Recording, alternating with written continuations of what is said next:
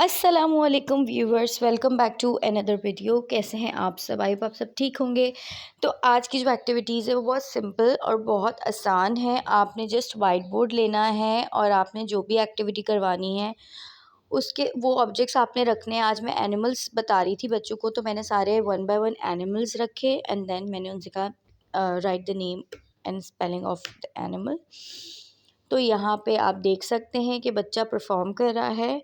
बच्चे को आपको पहले लर्न करवाना होगा, देन उसके बाद आप ये एक्टिविटी बच्चों को ईज़िली परफॉर्म करवा सकते हैं। ये एक ऐसी एक्टिविटी है जिससे बच्चों की लर्निंग भी अच्छी होती है और ऑब्जेक्ट्स के साथ रखेंगे तो बच्चा उस चीज़ को एन्जॉय करके करेगा। क्योंकि बच्चों को यही होता है कि एक्टिविटी जो हो वो कलरफुल होनी चाहिए। मैंने हमेशा यही आप लोगों को बताया है। और पहचान बहुत ज़्यादा ज़रूरी है, इम्पॉर्टेंट है। अगर आपके पास एनिमल्स हैं, आपके पास शेप्स हैं, आपके पास फ्रूट्स हैं, या आप जो भी बच्चों को इंट्रोडक्शन दे रहे हैं कार्स का, ट्रांसपोर्ट्स का, मैं उस ट्रांसपोर्ट मतलब उसमें कार्स आ जाती हैं, एरोप्लेन आ जाता है, बहुत सारी चीज़ें आ जाती हैं। तो जो भी टॉपिक आप करवा रहे हैं, यहाँ पे मैं एनिमल्स करवा रही थी तो वन बाय वन आप देख सकते हैं यहाँ पे मैं रख रही हूँ। पहचान भी हो रही है, कलर्स भी याद हो रहे हैं बच्चे को। इसके अलावा उसको स्पेलिंग्स भी आती हैं, वो भी लिख रहा है। ऑब्वियसली बच्चा गलती भी करेगा, यहाँ पे भी बच्चे ने स्पेलिंग में काफ़ी कुछ गलतियाँ की हैं, बट इट्स ओके। सबसे पहले हम बच्चे को कहेंगे नाउ लिखें आप, लेट देम राइट, लिखने दें। गलती करेंगे, उसके बाद जब वो गलती कर लेगा, जो भी स्पेलिंग में किसी भी मिस्टेक्स होंगी, जिस भी स्पेलिंग में, आपने उसको बाद में उसको करेक्ट करवाना है, उसको याद करवाना है। आप वाइट बोर्ड पे ही प्रैक्टिस करवा सकते हैं। For me this is the best best best activity. ये इतनी आसान एक्टिविटी है कि आप इजीली बच्चों को घर पे करवाएं, परफॉर्म करवाएं, अपने स्टूडेंट्स को करवाएं, अपने बच्चों को करवाएं।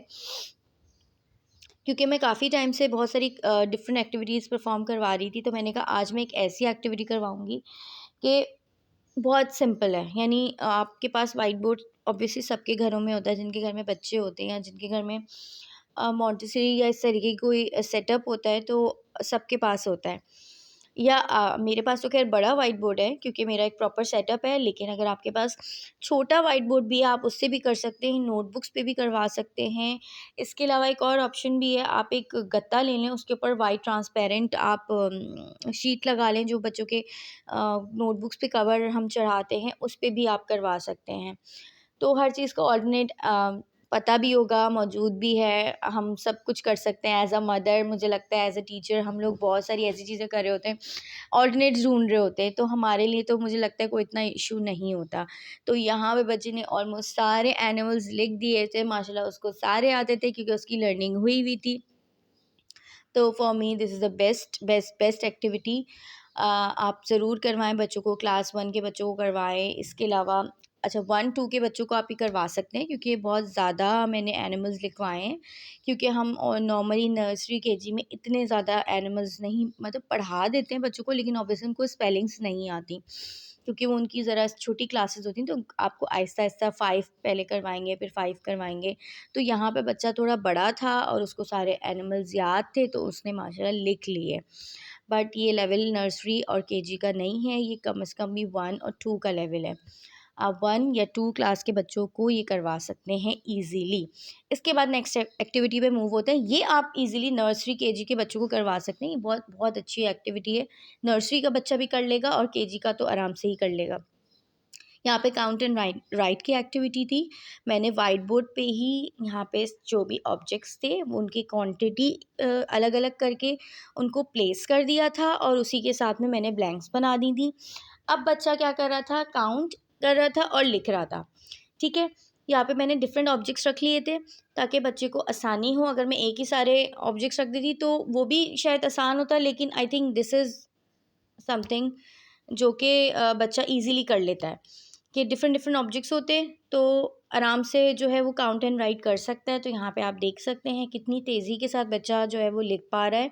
कुछ गलतियाँ भी होती हैं बच्चों से, तो हमें उसको फ़ौरन से वहीं पे सही करवा देना है कि बेटा नहीं, इस ऐसे नहीं, क्योंकि 3 आई थिंक गलत बनाया था तो मैंने उसको वापस से सही करवा दिया था। तो ऐसी एक्टिविटीज़ जो हैं वो हम घर में आराम से भी बना सकते हैं, बच्चों के लिए भी हेल्पफुल हो जाती हैं और ये चीज़ें ऐसी हैं जो आपके घर में ईज़िली होती हैं। आप ज़रूरी नहीं ये ऑब्जेक्ट्स लें, आप घर के जो किचन के भी ऑब्जेक्ट्स यूज़ कर सकते हैं। स्पून्स कर लें, इसके अलावा आप चाहें तो अ, पास्ता, जो दाल, चना दाल, इस तरीके की चीज़ें भी रख के बच्चों को करवा सकते हैं, लेकिन आपने फिर उसके साथ बिल्कुल अलर्ट बैठना है क्योंकि बच्चे मुँह में भी रख सकते हैं उन चीज़ों को।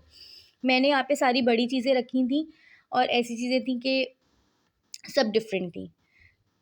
तो आज की जो मैंने 2 एक्टिविटीज़ करवाई हैं डिफरेंट एज ग्रुप की हैं। जो फर्स्ट वन एक्टिविटी थी वो थोड़े बड़े बच्चों की थी, ये आप छोटे बच्चों को ईज़िली करवा सकते हैं।